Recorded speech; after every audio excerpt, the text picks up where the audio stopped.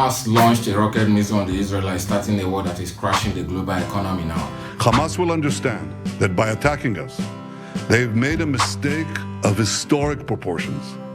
We will exact a price that will be remembered by them and Israel's other enemies for decades to come. For over 50 years now, since 1948, Israel and Palestine has been at war with each other. And Israel succeeded in placing a blockade on Gaza Strip, the region controlled by Hamas. This blockade that was placed by the Israelites on the Gaza region prevents the entry of resources, including computer accessories that could be used for the production of explosives. But the Palestinians and supporters kick against this blockade because they say it is a punishment against the economic and social growth of the people. Therefore, Hamas launched an airstrike on the Israelites, and they responded back by launching several airstrikes into the Gaza region and placing a total blockade on the Gaza region, including the supply of food, water, and electricity. The currently ongoing war has injured and claimed the lives of thousands of innocent people, and may their souls rest in peace. So how does this war affect the global economy? Immediately after the Hamas attack on the Israelites, trading in the Tel Aviv index showed a sharp decline of 8% in cryptocurrency price. This is because rumors have it that people were sponsoring the war by funding Hamas through cryptocurrency. And also, Hamas have a high unemployment rate of 50% because people are scared of doing business with them because